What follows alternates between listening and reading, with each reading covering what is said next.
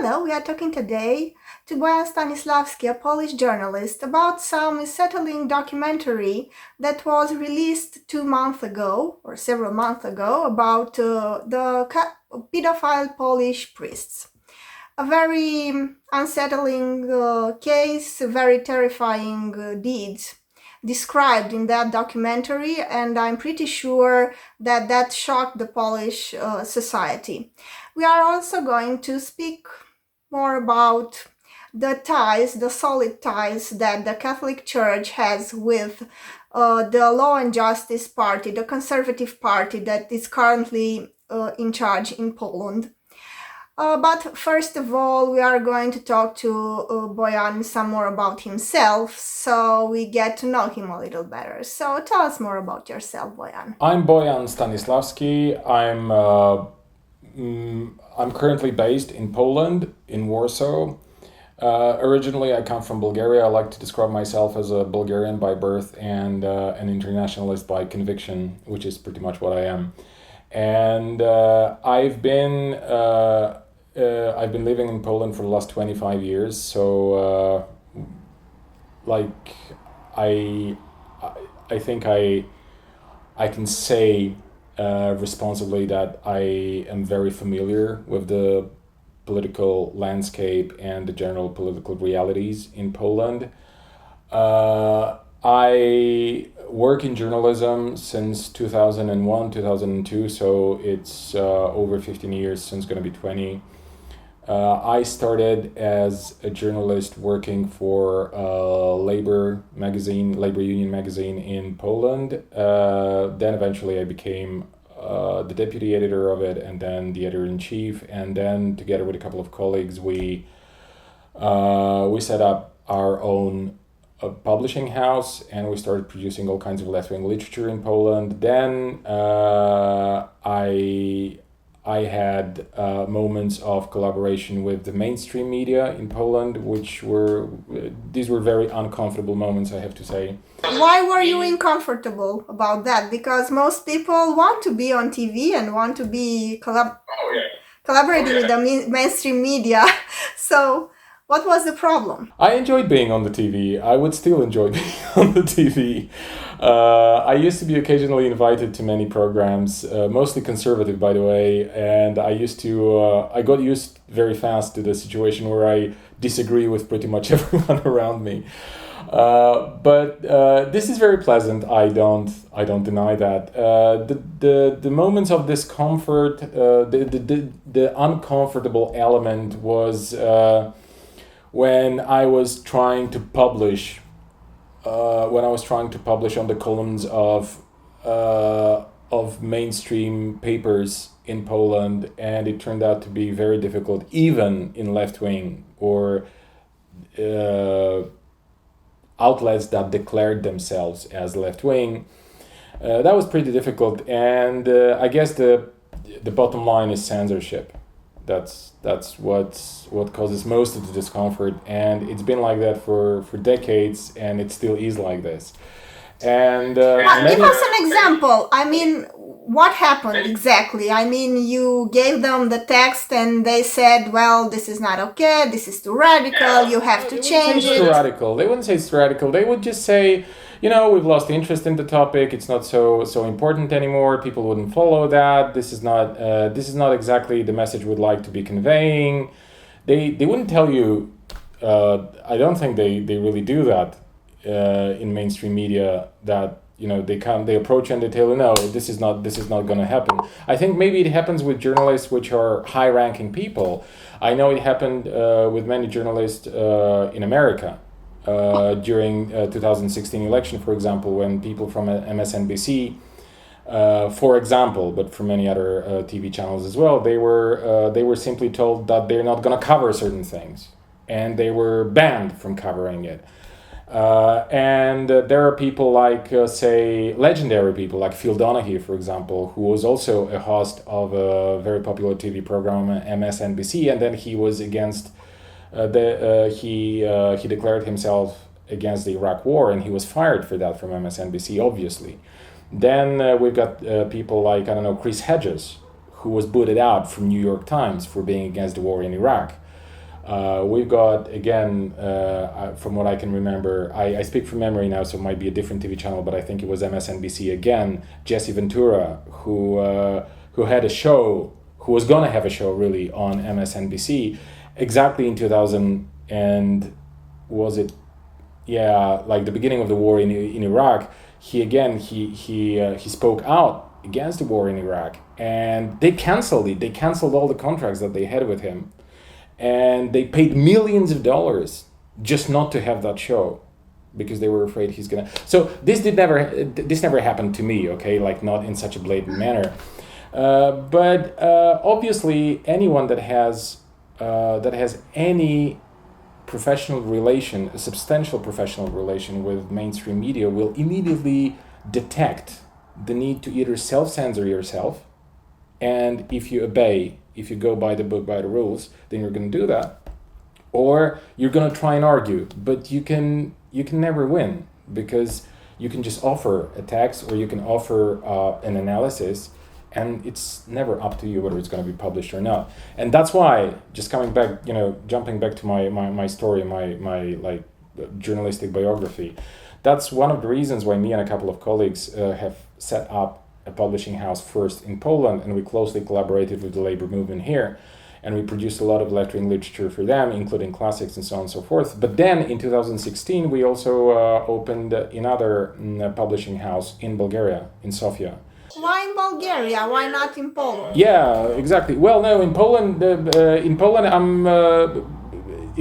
I'm still working with left-wing outlets, mostly a web portal called Strike, and it's very easy to find it.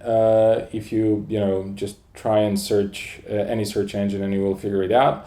And why in Bulgaria? Because I had a feeling, for all these years living in Poland, I've been feeling like Bulgaria is my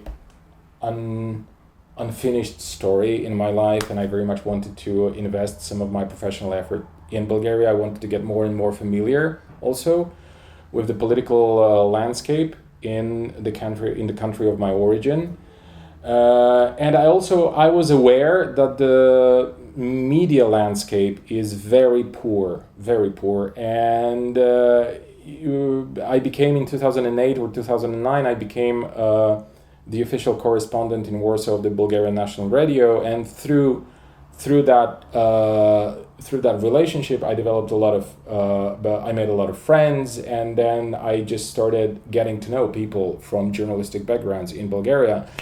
And finally, I came to a conclusion in 2016 that we might try the Polish experiment there. And we pulled out a couple of very, very great, excellent journalists from the mainstream media in Bulgaria, and we have created an excellent publishing house and an excellent, in my opinion, outlets, including in Romanian, because we started, I think, I'm blanking on the exact month, but I think it's the beginning of 2017 when we started the Romanian website, and we also have a website in English now, and we want to expand, because Eastern Europe is a place where people know very little of. I sometimes have the feeling that even people living in this region, they don't know much about it either. But especially in the West, there is no expertise. There is very little knowledge, and there is very little information. And I think Poland is a fantastic example of that. I mean, what people know about Poland in the West is, well, I don't want to say it's entirely 100% false, but it's almost there. I had a professor from Poland who came at our university several months ago, and he told us somehow similar story. He told us how he moved from Canada to Poland when he was very young, 14, 15, and he was quite, I don't know, he said that he was pretty much affected by the decision of his parents to move. How did you feel about moving to Poland, and why Poland and not some other, I don't know, great country like France, Germany, because this is where Eastern Europeans want to go? Well, that wasn't really my case is not really a case of immigration. It's like my mother. By the time in the 90s, my mother worked in the Bulgarian public administration, and she was offered the job here, and she started working in the embassy in Warsaw, and that's how the entire family moved. So it wasn't really a matter of a choice, where are we going to leave Bulgaria forever, because this was not the intention in the beginning. It was only later that, because of family arrangements and all kinds of circumstances which are, linked to our personal lives and choices and stuff like that, that's what that's how it actually happened. That's how I'm here. And I was 13, so I didn't really have a say, even if it had been a matter of choice. I don't think I would be the one really taking the decision. Okay, so you moved when you were very young, but tell me now, when did you feel that the Catholic Church is somehow more powerful in Poland than the Orthodox Church was in Bulgaria? What was your first experience? When did you first experience the presence of the Catholic Church in the public life in Poland? I think it's very difficult not to experience it. I mean, you'd have to be very detached from reality, which I was, because I didn't even speak the language in the beginning. But you have to be super detached from reality in order not to notice it. It's so obvious. It's everywhere. If you look at the Catholic symbols, the crosses, the everything, it's only in Warsaw there are 125 churches. In Warsaw, I don't know if we have maybe 200 all over Bulgaria, So even in terms of quantity, you can just see it everywhere. And it's overwhelming. You go into public institutions, you see crosses, you go into kindergartens, preschools, schools, everywhere. It's just everywhere. Then, if we look at public ceremonies, all kinds of celebrations. It's always the priests are always attending. They're there, and they play a role. So that's one thing. It was very difficult to not notice it. But I don't think there is much of a point in trying to even establish any kind of comparison between Bulgaria and Poland in terms of the influence of the Catholic, respectively, Orthodox and Catholic Church, because the Catholic Church here is a mass organization and a very rich organization. It's got a lot of money in terms of cash. Then there's real estate. Then there's there's land, companies, NGOs, private universities. So it's like a huge corporation. Okay, and it cannot be compared by any stretch with the with the Orthodox Church in Bulgaria.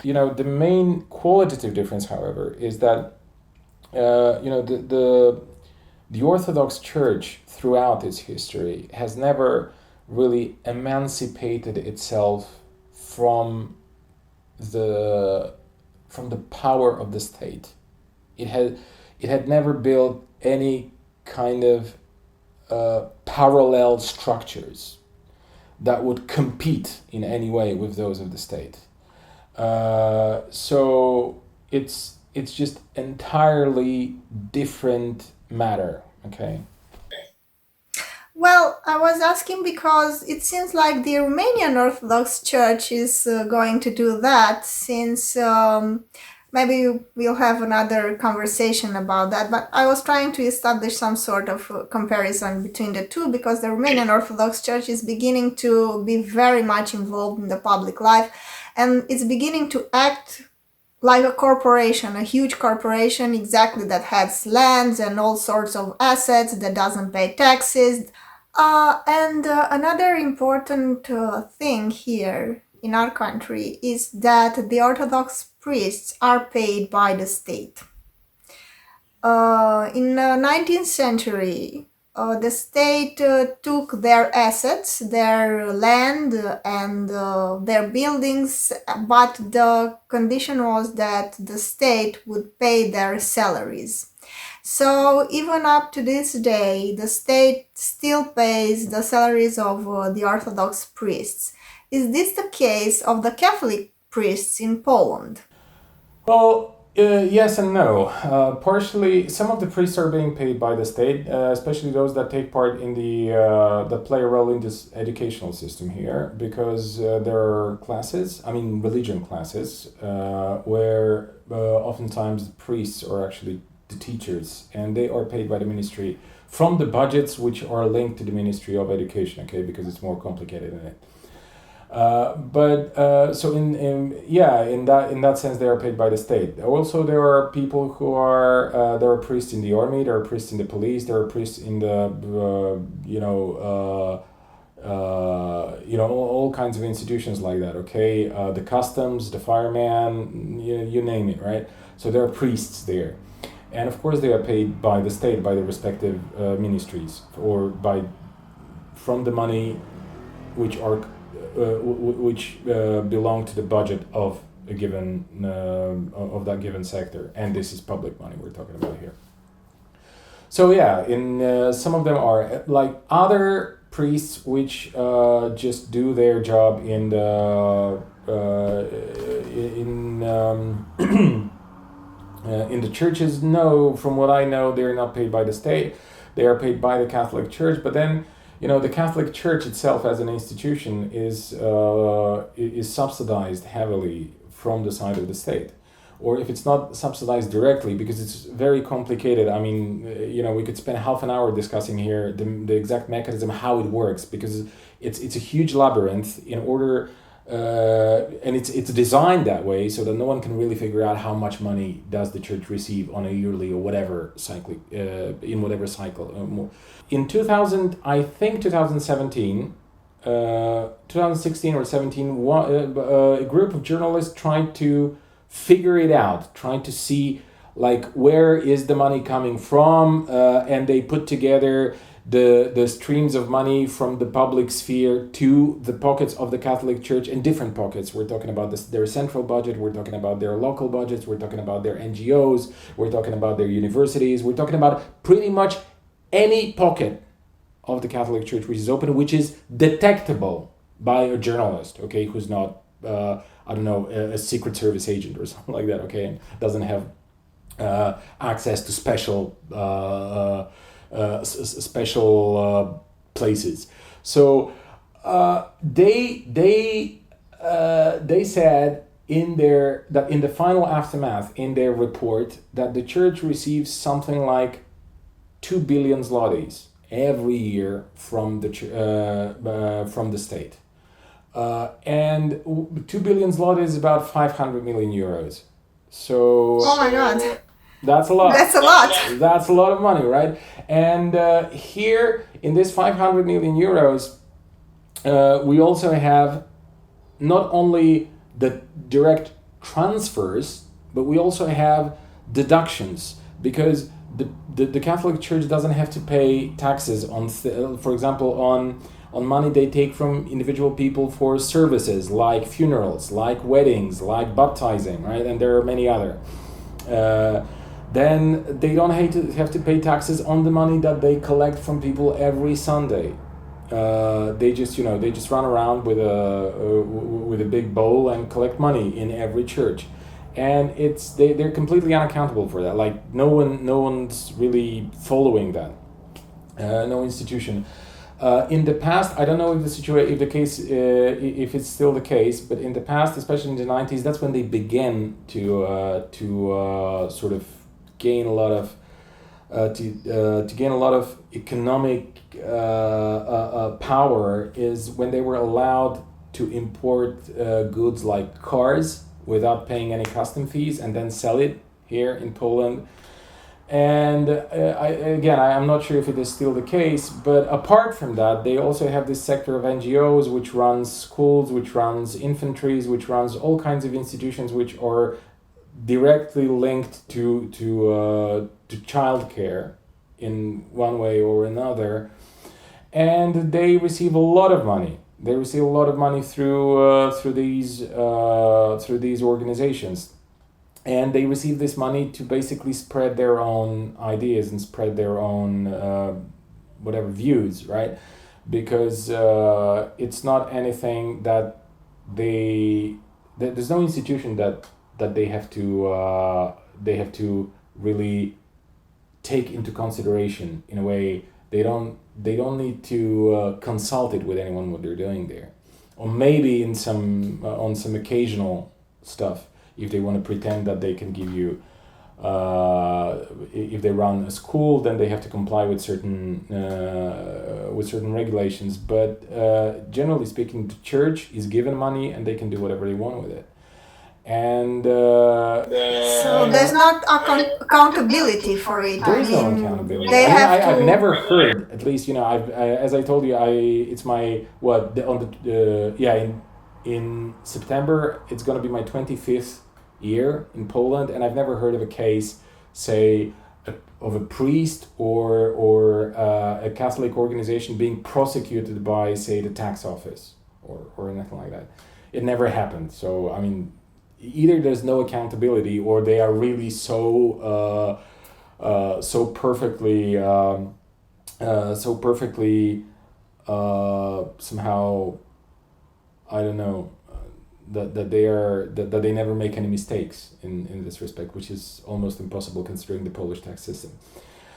So yeah, they can do whatever they want, and they are very rich, and that's however just like half of the general picture, because the Catholic Church also has a huge authority in Poland, and even if it had been poor, then the authority would have still been here, and that's a kind of thing which is traditional, one could say, in the modern Polish history, and that's, I would say, the reason why the Polish Catholic Church, unlike the Bulgarian Catholic Church, can compete with the state on many levels, and that's why many people in politics would rather not be against the Catholic Church, because the Catholic Church can do a lot of damage to your position. But tell me, this documentary seems to have done a lot of damage to the Catholic Church, since it portrayed some atrocities, some priests that were pedophile, and what it did was that it confronted the victims with the perpetrators, and so there's no way to say that this is only propaganda. What do you think? Were they shaken? Were they somehow, affected by the documentary? Did it have an impact?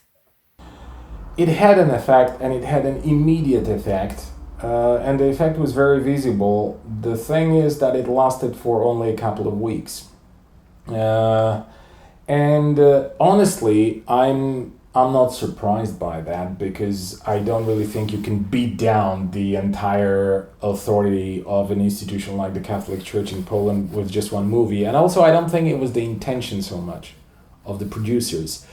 The journalists, particularly the one journalist that is the idea giver and the executive, sort of the spiritus movens of the entire concept, he's just an honest journalist. I know it's I know it's rare and sometimes difficult to believe, but he really is just an honest journalist, and he wanted to do an honest movie about the Catholic Church and about these scandals which have been covered up for I don't know how many years now. Like the first time we heard about it must have been like 10 years ago, or a little less than that, but for at least a decade, when things surfaced already a little bit, they were constantly and very systematically covered up.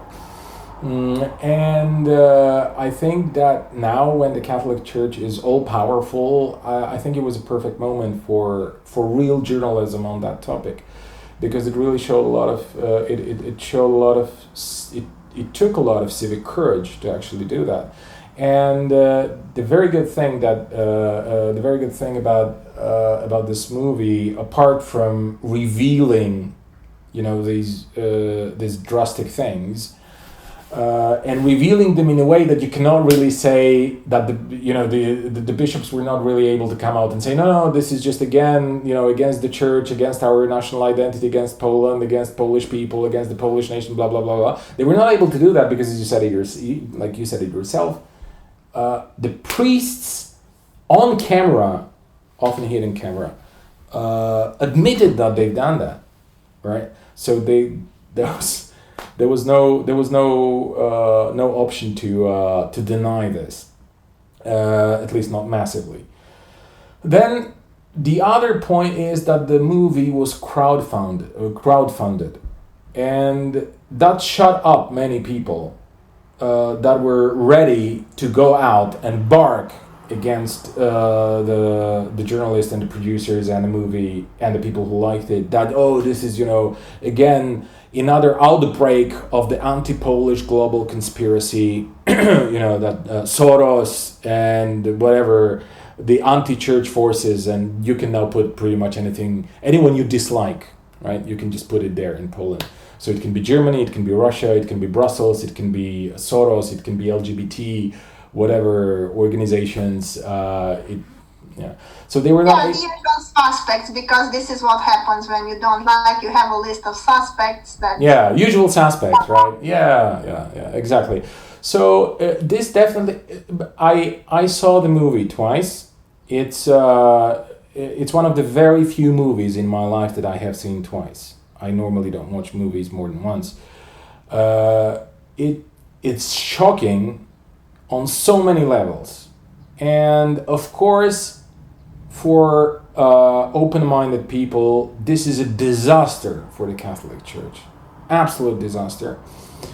And moreover, it's a disastrous document for John Paul II, because it's obvious, it's evident from the movie that he knew, and he covered it up for all these years in Poland, and obviously internationally, although that's not part of the movie framework, right?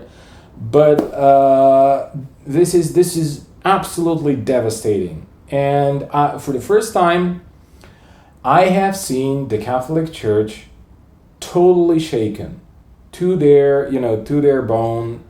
For the first time in my life in Poland, I've seen priests going out and literally shaking, not knowing what to say, and apologizing and being absolutely desperate. Again, it lasted only for a week or two, but it was really it was and it still is a major scandal. Now, the one thing that probably some people can feel, and some people do feel, I know that in Poland, disappointed, is that it did not turn the entire political game around. Okay, this is what I was going to ask you, because we all know here, and the mainstream media portrays a very optimistic perspective on the political landscape in Poland, saying that you have a liberal political force that is just waiting to gain the election, and this is going to happen very soon. And now, of course, you have a very conservative government that has very powerful ties with the Catholic Church, but this is all going to end very soon. So I was meaning to ask you, do you think that this documentary had any chance to, I don't know, get you closer to this optimistic perspective? No, first of all, no. I don't think that politics should be done through movies. That's first thing. And I think I would be disappointed if it had. because I don't think that people should vote or people should should make political decisions on a basis of what they have seen in the TV, in terms of like a documentary movie. I think that in general, the political process in Poland and the political debate has deteriorated very drastically, especially in the last 2 years, but before that as well. And of course the Catholic Church has contributed to that, and of course the Law and Justice has contributed to that, and they developed a new culture of sort of pushing politics out of the public sphere, and kind of replacing it with certain with a kind of constant emotional disbalance on a massive scale. And while I do not think that the producers and the journalists who made this movie, while I don't think they necessarily wanted to become part of that, they did become part of that. Because what happened is that the movie distressed deeply masses of society and many people in the establishment, and it just contributed to this swing that, you know, it can be emotion X, then it's emotion Y, then it's emotion Z, then it's emotion A, then it's emotion B, but it's a constant swing of emotions. It's a constant mechanism of deep emotional exploitation of this of the entire Polish society, and everybody plays that game. Of course, I blame Kaczynski for that, the leader of Law and Justice. They had their momentum in 2010, when, you know, the plane with the then Polish president, the brother of the Kaczynski that is still alive, then died in that disaster, and 95 and 96 other Polish officials. And that's when it started. That's when they had their momentum that, it's then that they created this new culture, political culture, which is a conglomeration of conspiracy theories and constant agitation against external enemies. And the more enemies they have, the better for them. That's why they're still, you know, they are so confrontational. They are so confrontational with Brussels, with Germany, with Russia. This is very dangerous because it creates a very volatile political atmosphere that could easily turn against them at one point. I mean, if you... Oh yeah, and it happened. It happened on occasions, but just let me go back for a very short while to the movie. And the movie, unfortunately, became part of that. That's why it just, you know, they're gonna probably record a sequel and maybe then some other parts. But that's what it's gonna be. It's gonna be part of the game. And as long as this game continues, the Kaczynski's party, they're going to be in power because they're much better at it than anyone on the Polish political scene. And that's they really mastered that art to intrigue and to manage in the public sphere all kinds of propaganda cliches and conspiracy theories. So it's, you know, the opposition cannot compete with them by any stretch. That's why the opposition would have, you know, to offer something substantial in order to be able to beat Law and Justice. But they're not doing that, and I don't think that any person which has any knowledge, and I'm talking about the journalists here, because you said in the beginning that, you know, the Western press or whatever, the press in the world, that they describe Poland like, oh, it's a bad government, and then the opposition is right there, and they're going to take power very soon. They're great liberal guys, liberal democratic guys who are going to, you know, put Poland back on the proper path. That's absolute BS. That's just so wrong on so many levels that I just do not understand how it is possible that so many journalists are repeating it. I understand that some people can be repeating it because it's a very comforting perspective, but it's just wrong. It's just absolutely against the facts here, and I don't know if it's a matter of like willful lies or if it's a matter of disinformation, but that's the case. Okay, so a pessimistic perspective from you, since we are all waiting for the liberals in Poland to come and save you from the bad guys from the law and justice.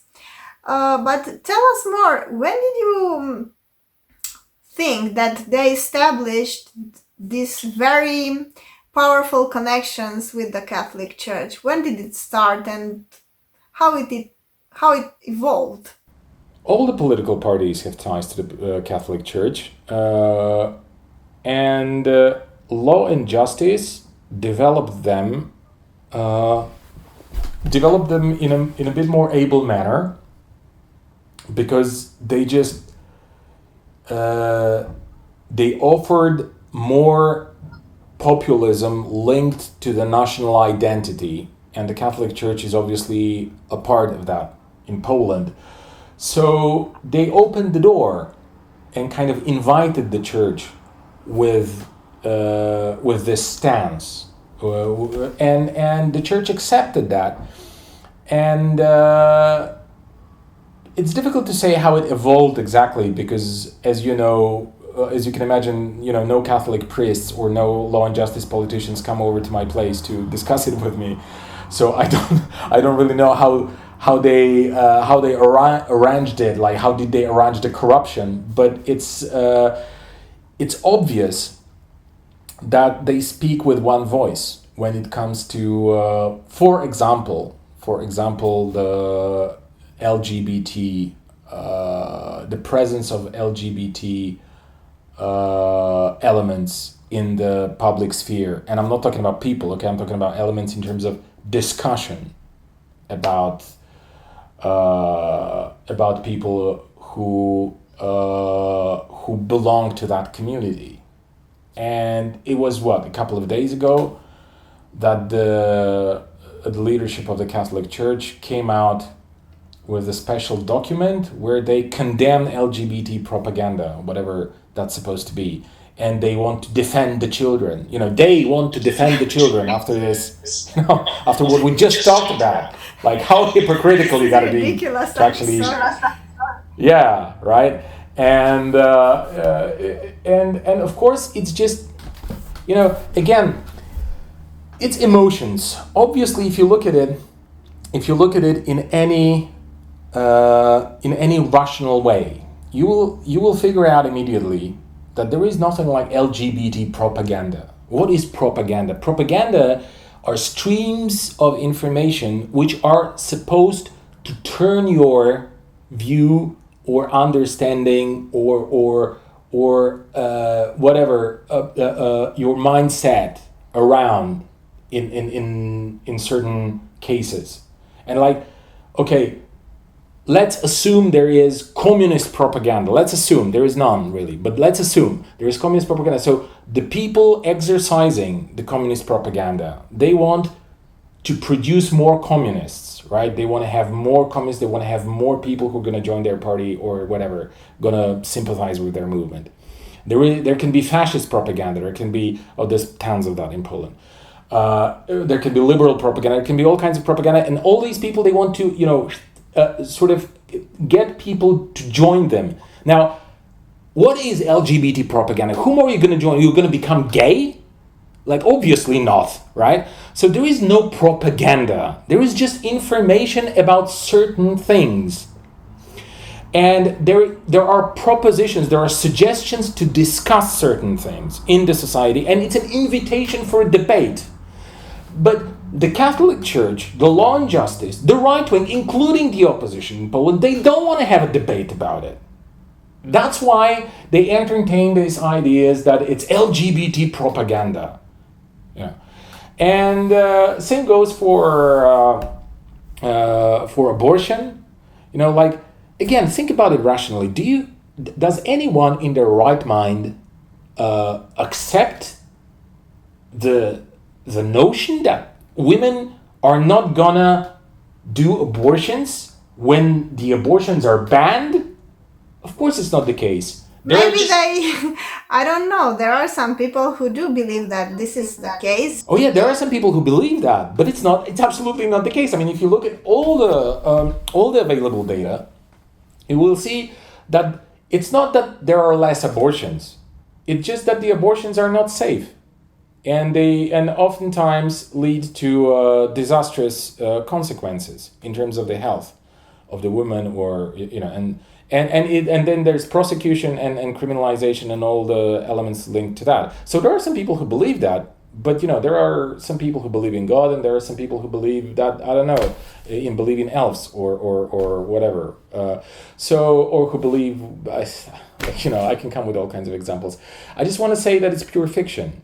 And again, it's again, what is this propaganda word here? What does it? What kind of what role does it play here? It implies, or it's supposed to make people imply that if there is a discussion about abortions, people are suddenly going to go and do abortions all the time. They're not going to do anything else, but they're just going to enjoy abortions, which is, it's so ludicrous in its face that.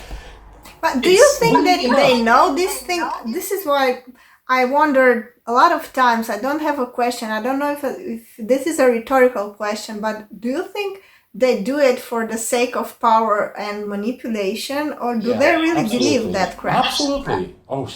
100%. And I tell you, of course, I cannot prove that, okay? But this is my understanding, and that's my opinion based on the long-time observation of the Polish political scene and the Polish right wing. They don't give a damn thing about abortions, and Kaczynski doesn't care about abortions at all.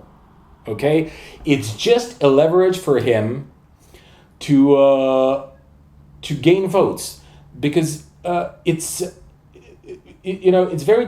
not an easy thing to gain votes, okay? Like, you need to do something substantial. And by the way, the Law and Justice government has done something substantial, at least in the respect of social security. But then, you need a kind of, you need an idea to create this romantic vision. And the abortions for Jarosław Kaczynski and for his people, they're not important. But the entire vision, where the anti-abortion crusade is an important element of, that's very important, because that's what makes people enthused. And Law and Justice, they promised, they went to power, they campaigned for change, for major change. And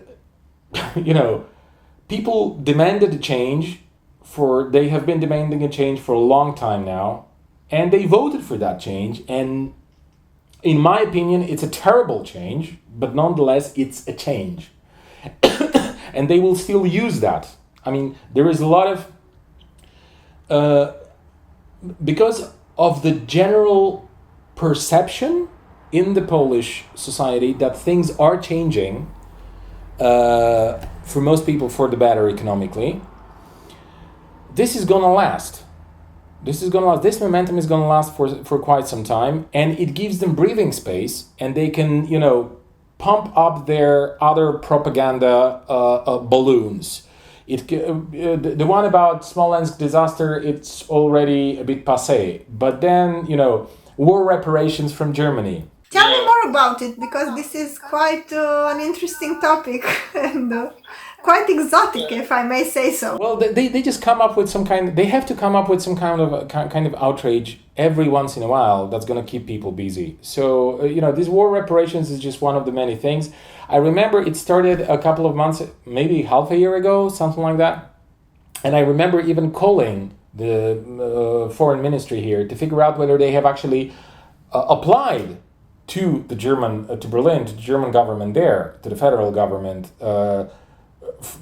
if they had officially asked for these reparations, and they haven't, of course, right? So it was just, it's only now after they have been pressed, they formed a special parliamentary commission which works on the calculations on how much money we're supposed to be demanding. And of course it's laughable. I mean, there are some experts in Bundestag who have already discussed that on the basis of what they heard in the news, and they said there can be no substantial discussion on any war reparations for Poland, and that's all been said. So this is just I understand it's very exotic, but it's not really interesting for me as a person living in Poland and trying to sort of follow the political life here. It's just another very tiring element that I have to swallow somehow. And I don't know what's going to be next. But obviously it's going to be, we had refugees, for example.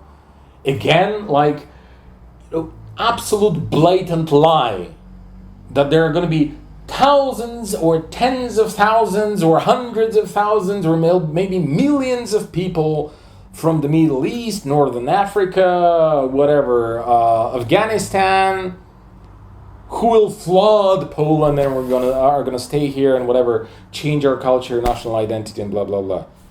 Who wants to live in Poland? People massively emigrate from here. Like we had since Poland joined the European Union, I think something like 3 million people officially left Poland, and probably unofficially it's got to be probably something like 5 million. We became the Polish became the biggest minority in Ireland, the biggest minority in Britain, the biggest minority in Iceland, the biggest minority in Norway.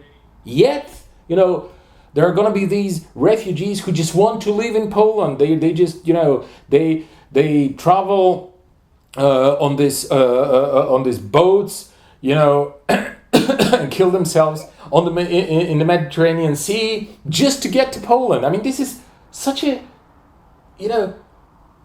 outstandingly weird concept. Let's take a big number. Let's say 1 million refugees settle down in Poland, and the government accepts that, and everybody's happy. And not everybody's happy, but let's say the institutions are happy with it, and the European Union is happy with it. Whatever. Poland is about 38 million people now. How in the world 1 million could turn the entire national identity around? How is it possible, in terms of quantity even, let alone quality? But of course it's not possible. It's just a very sophisticated emotional game. And when you keep people busy with emotions, and when you, on top of that, when you give them something substantial, like, for example, the child support that the government introduced in 2015, which is like about 120 euros per child. Mm-hmm. Used to be per every child after the first one. Now, from this month on, it's per month? For every child. Every month? Yeah. Every month? Oh, okay. That's a substantial aid. Yeah, of course. And it's almost on the level of the German Kindergeld, by the way. I think they have like 150 euros, if I remember correctly, last time I checked at least. And that's a substantial thing, and they've done other substantial things. They lowered the retirement age. To how much? Tell me. How did they lower? From what to what? From 67 to 65 for men, and from 65 to 60 for women. And it used to be 60 and 55 in the past, before the now opposition lifted it. Well, kind of made it 70 and 65. So they've also done a very important. They passed a very important law in terms of the minimum wage, because before that you were, if you were a businessman, you were able to go around the minimum wage in a way that you employ people per hour. And now even if you employ people per hour, there is a minimum wage per hour that you have to pay. So they've done a couple of important things, okay? And they have done that because they know that they cannot not because they really care about the people, okay? It's again, it's like with the abortions. They don't care about the abortions if people do abortions, don't do abortions, and they don't care if people are poor or not. They just care about being in power. And in order to be in power, most parties in the Polish establishment, they would just make arrangements between themselves. And they would occasionally fight during the electoral campaigns. But they were not the Law and Justice Party. They were kicked out of the establishment a long time ago. They were never invited back. They fought back. They won in 2005. They were kicked out again. And now they're coming back with a vengeance. And they knew that they cannot count on anyone in the establishment. They knew that. So they had to turn to the people. And that's the populist element, you see, which makes things very difficult. Because as much as I hate law and justice, as much as I hate the Catholic fundamentalists, as much as I hate the radical right-wingers, as much as I hate, the entire ideology behind it, as much as I hate the Polish backwardness, and as much as I hate pretty much everything that the government is doing,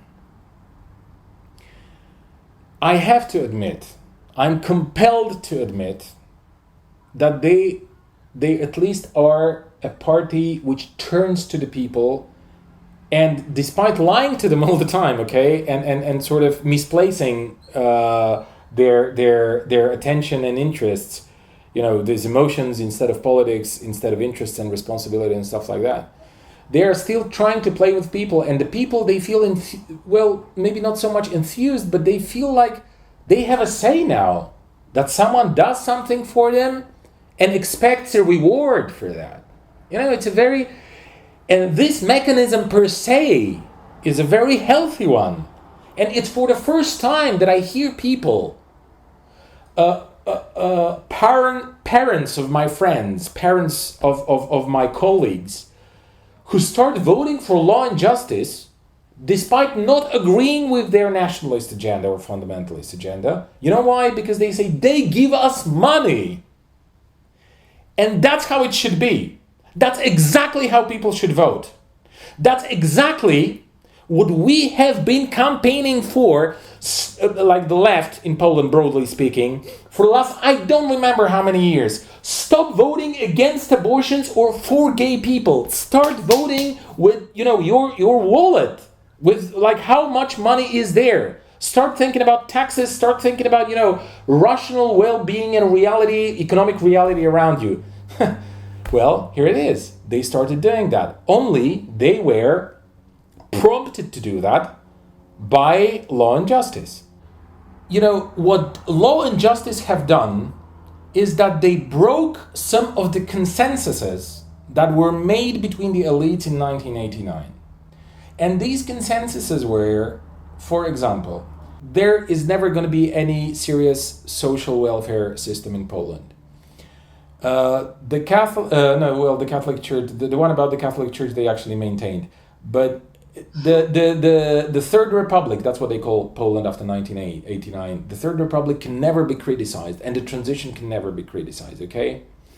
So they broke the two of the consensuses, and we, as the left, broadly speaking, I'm talking about the official left, the social democratic left, the post-communist as they used to call them left, plus the independent groups and stuff, we were able to campaign against that and have the civic liberties agenda, like be it LGBT, be it abortions, be it other things, you name it, whatever. But the thing is that we have given up on the criticism of the transition and the restoration of capitalism in Poland. We have given up on, we bought into that liberal nonsense that, we should have some social support, but only for the poorest, which is not left-wing, which is a liberal idea. And by the way, I want to tell you that one of the major successes of this child support program was that it was available for everybody without any limitations in terms of income, which prevented the upper classes, those who imagine that are the middle class here, just because they can go, they can go to the local discount supermarket and once a week they can just pack their trolley full. They imagine they are the middle class. They prevented this conflict that the state is taking your money, that you would put maybe some more in your trolley in the supermarket, and gives it to the poor, those who are unable and backward and stupid and ignorant and whatever, right? So we should be struggling for egalitarian society, and we should be able to figure out what are our priorities in a given political period, in a given political season. And I think there have been many occasions in the past during this cultural war which the church launched in late 80s, that we had to be very vocal and open about civic liberties, for example, for the gay people, or that we should strongly advocate for free and safe abortions and on demand and so on and so forth. And we've done that. But then what we achieved is that in the beginning of the century, I remember that because I was here and I was already politically engaged. In the beginning of the century, in 2001, 2002, I remember that the May Day demonstrations in the biggest urban centers in Poland, they were festivals for everybody who are open-minded. Like for people who are open-minded, they just went there because it was for them. It was the left, it was the progressives, it was the open-minded people. It was there where the Catholic Church isn't prevailing. Okay, the last question is about Pope Francis, because he seems rather progressive, and I don't know if this tells us something about him or it tells us something about how conservative our mainstream landscape has become lately. But I want you to tell me how does the Catholic Church and how does the mainstream media and how do they relate to his declarations since he is perceived as somehow more progressive and liberal? I think that's the key word. He's perceived like that, but I don't think it's true. We spoke like a couple of minutes ago about how we should be progressive and how we should defend liberty, civic liberties, women's rights, and so on and so forth. And that's all. That's true. But the Pope said hello. He's much more sympathetic than John Paul II, and he's much more sympathetic than B16, which is like not a very difficult thing to achieve, right? And otherwise, I haven't really heard anything I could consider progressive. He stands for certain things. Like, there should be, peace in the world, or there should be equality, or there should, everybody's gonna tell you this. It's not progressive. It's like, I don't quite see how anyone, except for the Polish fundamentalists, and there are many, are gonna be against that. It's like he's trying to build a new PR for the church, and I think it's a rational choice because people are massively departing from the Catholic Church everywhere, including Poland, Croatia, Ireland, and all these last islands of Catholicism, where people take it seriously still. I don't think that Francis really deserves our attention. I mean, for me, John Paul II, even if he had really been, which he is not, progressive, that's not my struggle. That's not my camp. These are not my people. These are not, in Polish they've got a saying, not my circus, not my monkeys. And that's pretty much how I perceive the thing. The Catholic bureaucracy in Vatican can have different masks and different faces, and in different times they can say different things. I don't believe personally that there's anything healthy in the Vatican, be it pedophile scandals, be it high-ranking bishops, be it money issues, banking, and so on and so forth. I don't believe there's anything healthy there. So, one pope coming around and explaining how we should be nicer for gay people, or how we should be, in general, more sympathetic and more open as the Catholic Church, that does not convince me about anything. His position on abortions does not deviate from the traditional one of the Catholic Church. His position on the so-called gender identities, it does not differ from the traditional position of the Catholic Church. In general, I do not think there's anything but PR in the stance of Pope Francis. Of course, I enjoy watching from time to time how by his behavior he's unwillingly trolling the Polish fundamentalists. That's very cool. But that's pretty much the comedy that I can enjoy every once in a while, but I don't see anything political or substantial in it. Nothing for us, nothing for the left, certainly. It was a very long conversation. Thank you very much. But if you feel like you have something to add... the one thing I want to add, maybe, the one thing I want to make clear, the one thing I want to stress on again is that I absolutely and overwhelmingly and utterly reject the concept that there should be any split on the left in terms of in terms of whether the left should be more economic or the left should be more pro-human rights. I think this is a false and absolutely artificial dichotomy. I think the left should campaign as it has always done for the period of its entire existence. It should stand for the underdog.